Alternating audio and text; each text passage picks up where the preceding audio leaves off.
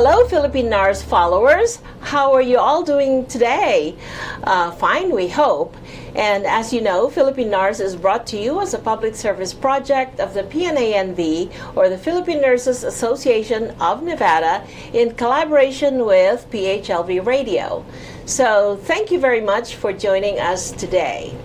So, as you know, in Las Vegas and everywhere, there's still a huge demand for nurse educators, with opportunities in both clinical and academic settings, including the roles like RN theory or clinical instructor and clinical nurse educators.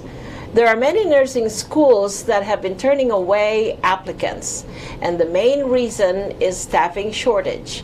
The programs are contending with a lack of faculty, clinical placement for students, and preceptors who supervise the students during their rotations at healthcare providers.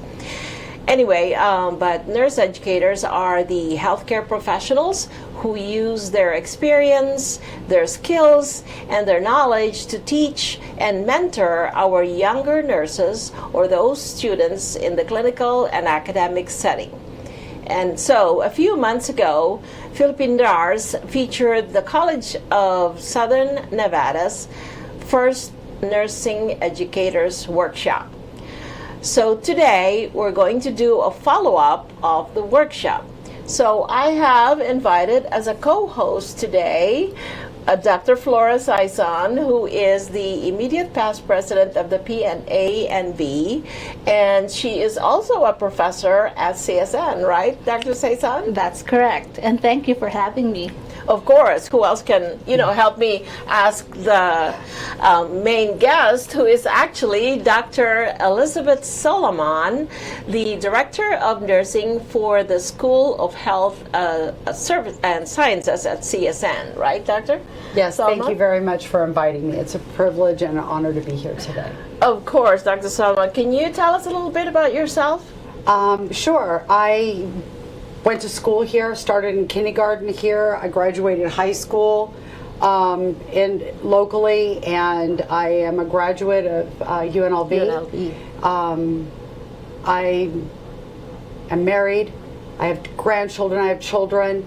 And so the healthcare shortage here in Southern Nevada is very personal to me. Very personal. So. That's good. That's good. Okay, we have a few questions for you. So, can you, Dr. Solomon, can you start by giving us a summary of the current shortage of nurse educators here in Nevada? The summary for nurse educators, it is.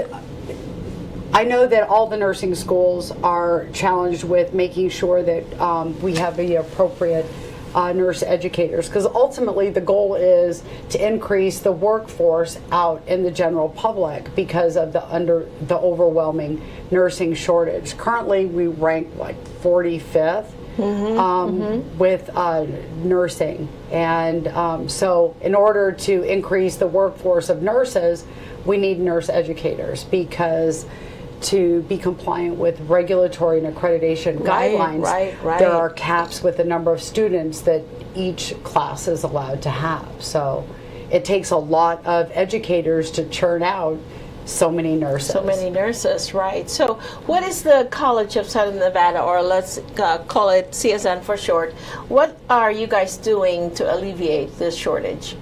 Well, a number of things. We've increased our enrollment, our student enrollment. We got approval from that with the State Board of Nursing. We are also, with a result of Senate Bill 375, the state appropriation, was able to implement the RxNE, or Nurse Educator Workshop. This is a strategy to attract very highly qualified and educated healthcare workers, right. And because they're out in the clinical field, they help bridge the gap between what is being taught in the classroom and what is evidence-based practice right there that's currently going on. So we have to attract those people that make a lot of money in the clinical setting to come back and try to do something a little bit different. So what we do is we bring them in for a 2.5-day workshop.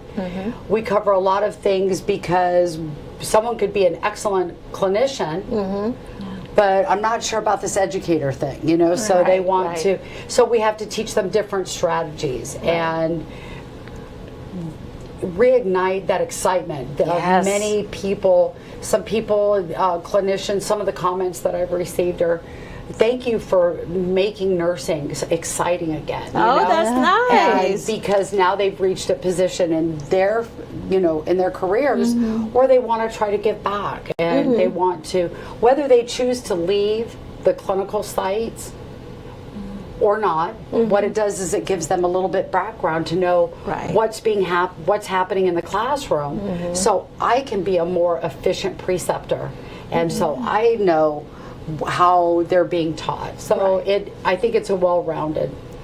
What does it require to participate?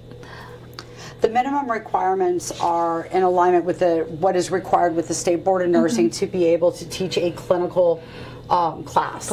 So that would be a minimum of a BSN, 3 years of clinical experience.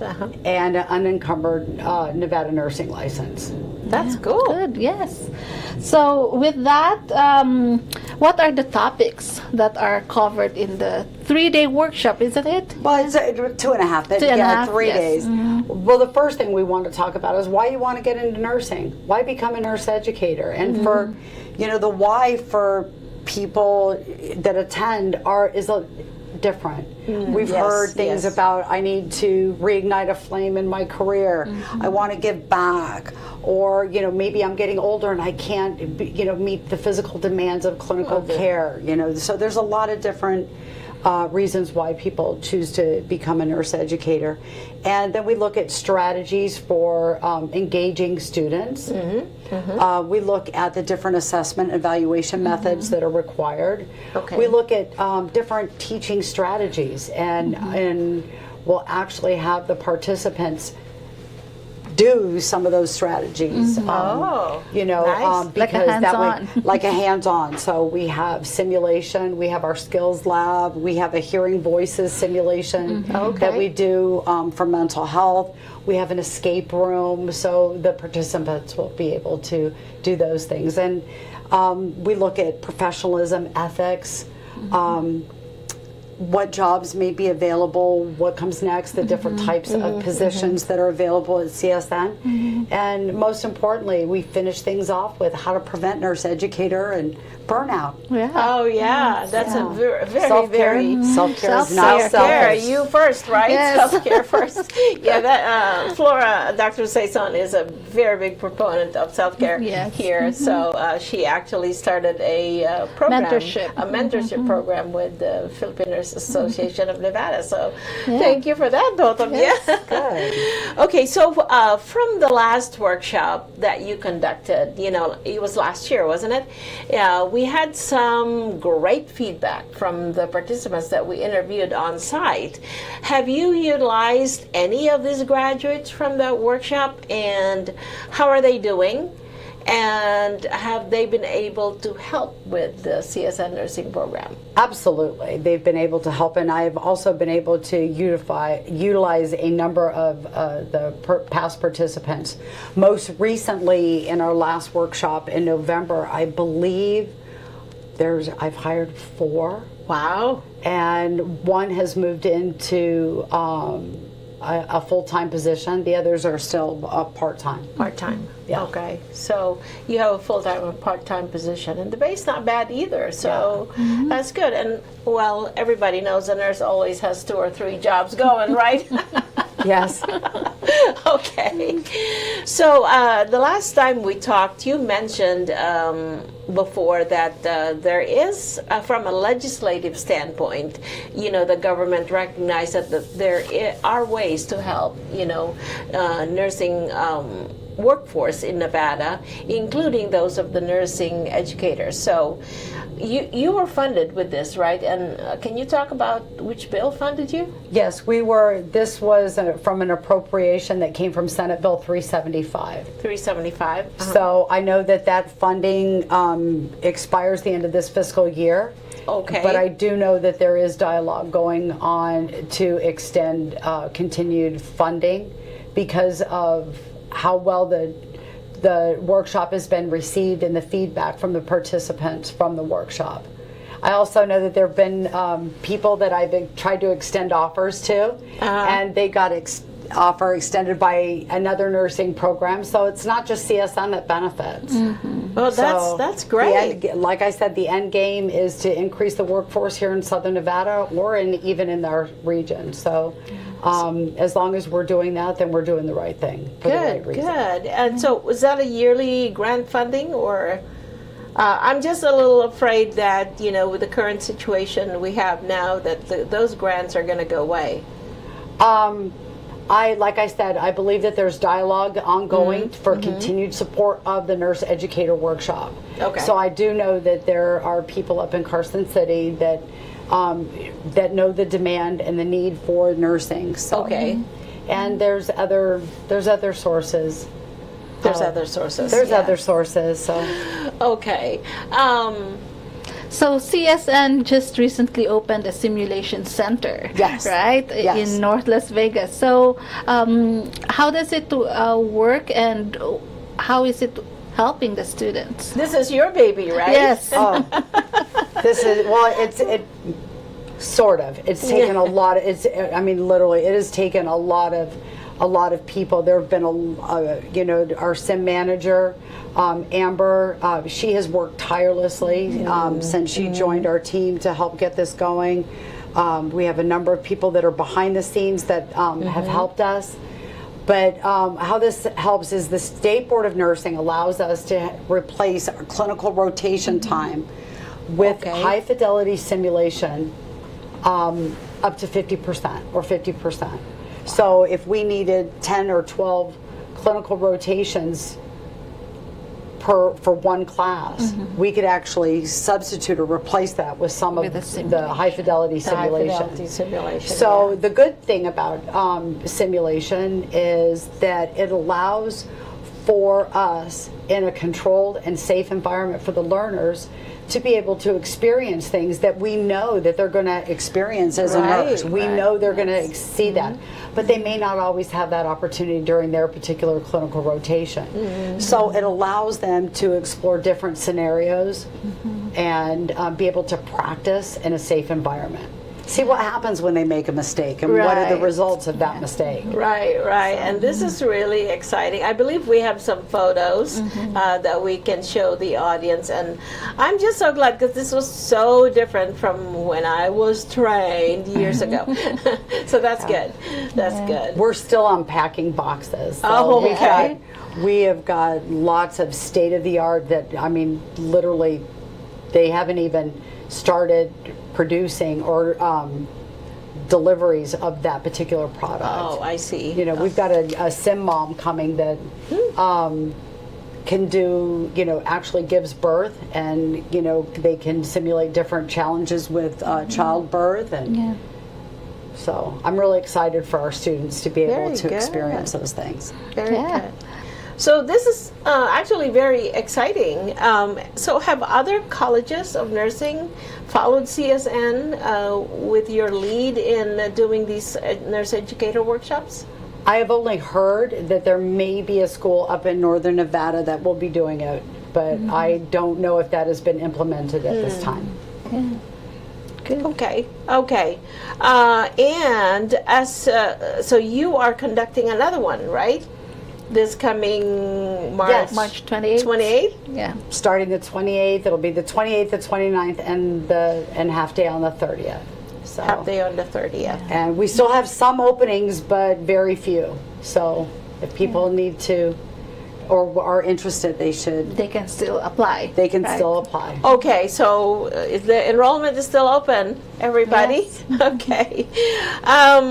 Let's see. So 2.5 workshop. So after the workshop, do the attendees, what do the attendees get? Like a certificate and of participating in Nurse Educator Workshop? And will this also open up like a venue? Is this like a certificate that they can show to other nursing colleges that say, Absolutely. hey, I've completed this and can I come be an educator? Yes, absolutely. We provide them with a certificate. We offer continuing education credits along with that. They are provided a stipend to attend. Okay. So attending requires a registration with our supplier websites because they're not employees, so we have to have a means of being able to reimburse them for their time. Because what we have to say is very important. So how do you lure those clinicians away? And we don't want to take the clinicians away from the bedside entirely, but if they could just share their expertise, Okay. you know, give us a little bit of time. You know, So like a part-time. yeah, Yes. and you'll grow to love it. Yeah, You'll that's grow to love good. it. Yes. So CSN is doing a lot actually for the community and the healthcare workforce. Can you tell us a little bit of some of the activities that you have planned in the back burner there to help out our workforce? Well, we have expanded our acceptance and our amount of students that we enroll for our practical nursing to RN bridge program. So we've expanded that. We are also in receipt of a federal funding to develop and implement an accelerated associate degree program. So we're looking to have our first cohort start in spring of 2026. So that'll be spring, summer, and fall, and then they'll graduate, providing that they have met all of the requisite and gen ed courses prior to. You're going to have to come back and talk about that now. Oh, I hope so. I can't wait. Oh, that's good. How do you feel about that, Dr. Saison?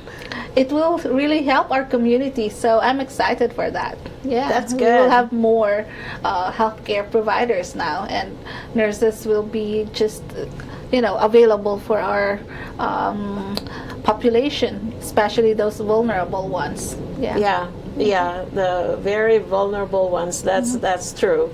So let's see. What else can you can you tell us or whoever is interested? You said the enrollment's not closed yet. How would they go about doing that Oh yeah. for the workshop? Yeah. You can either, I know that there is a Like Facebook. a registration link in There's a Facebook. registration link in Facebook. Okay. They can also email me directly at elizabeth.solomon, SOLOMON, name on the, Yeah. Yes. at csn.edu. Okay. And I will provide additional registration information that's needed. I will have to close registration probably by Tuesday because we have to make sure that we have enough food, and we have to Yes. make sure that we have enough chairs and places for everybody. So I'll have to close it up if people haven't responded by then. That's very cool. That's very cool. You have any other So questions? breakfast and lunch are covered, right? So Yeah. they should Wow. be, yes. And snacks. And So- snacks. and So snacks. yeah. And it's going to be at the same, the K building? It starts on Friday. We're in the Student Union on Friday, Student and then we Union. go to the K building on Saturday and Saturday. Sunday. Okay. Okay. So- Very good. Very good.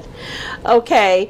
Let's see. Is there anything else you want to talk about with regards to the workshop? And One of the things that I would like to say about being a nurse educator, when I was in the clinical setting and when I was a novice educator, we always got to see our own shortcomings or even shortcomings with our coworkers. Like, I wish we knew that, or I wish they would have told us that, or maybe if I would have had, I wish I would have known that when I had a student following me. And it's our way of being able to prepare ourselves to be able to create the ideal nurse for the future. Because not only do you have those experiences as a clinician, it kind of bridges that gap of what's being taught in the classroom, and you can develop your ideal nurse. Yes. Yeah. So the target really is to try to secure or get the interest of some of the seasoned nurses, the ones who have actually been through the ringer, so to speak, and in order to share their expertise, right? Absolutely. And go to that one step of being a nurse educator, right? Absolutely. Okay, very good. Very good. Okay, so I have a question for the both of you. What is your message to the nursing community and the public regarding the crucial need for nurse educators? Who wants to start? I know that we're in a real healthcare crunch. As we get older, as demands change, healthcare demands change, the way we practice changes, we always have to stay in front of that. And I don't believe that you can put a price tag on the importance of our community's health, because our health is directly related to our quality of life. Right. If we're not healthy, then it affects our quality of life. And nurses are the forefront. I believe in that healthcare push. People will always remember a nurse at their bedside, you know, in those moments of need, those moments of joy, those moments of loss. And they will always remember the nurse at their bedside. Right, yeah. That's correct. And it is really vital to have this workshop for nurse educators, because we want to ensure that our learners will have a safe practice. And of course, the outcome will always have a safe patient. So our community will be safe and healthy. Yeah, Yes. of course, that's true. That's good. So for those of you who are interested in the workshop, it's still open for registration until March 25th.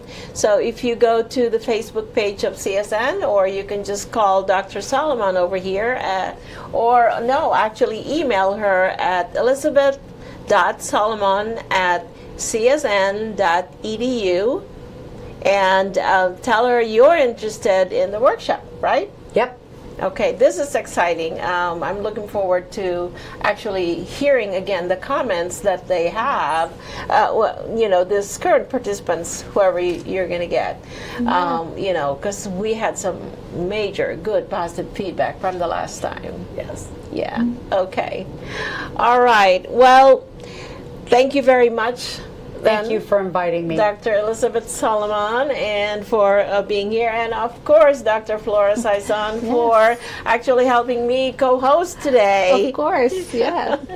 And Anytime. thank you for telling us about the College of Southern Nevada's current activities, you know, and in particular about the Nursing Educators Workshop. Okay, and the new, let's see, the new Nursing Simulation Center. Yes. That's exciting. You guys That's have to come exciting. out again. So thank you, ladies. We do appreciate all you do. Thank you. Okay, you're welcome. And to our audience and followers, we leave you with this. The nurse faculty shortage has impacted current and future nursing workforce needs and health outcomes. What has not been extensively reported is that the perspective of the nursing program that administrators are needed as they guide or grapple with the nursing faculty shortage and its effect in their nursing schools. There is a shortage of nursing instructors in the United States, and this shortage is limiting student capacity at a time when there is a huge need for professional registered nurses as we continue to grow, or as that shortage grows. So the shortage of qualified educators is attributed to a wave of faculty requirements, budgetary restrictions, and competition for faculty from a clinical and the private sectors. So nurse educators and nursing students are impacted by the lack of preceptors and availability to nursing students. The nursing shortage has meant that many nursing units work short-staffed with higher than normal staff to patient nursing ratios. And nursing preceptors are a guiding hand and a steady voice for nursing students. So when there is not enough available or there's a low staffing, it can impact the quality of the nursing students' education or the new graduate nurse. Okay, so nurse educators not only impart the essential knowledge and skills, but they also inspire the next generation of nurses to uphold the profession's values of care, compassion, and excellence. So by transitioning to education, experienced nurses can actually contribute to alleviating the shortage with leaving an enduring legacy in the field. And so, to our seasoned nurses out there, we dare to pose a challenge.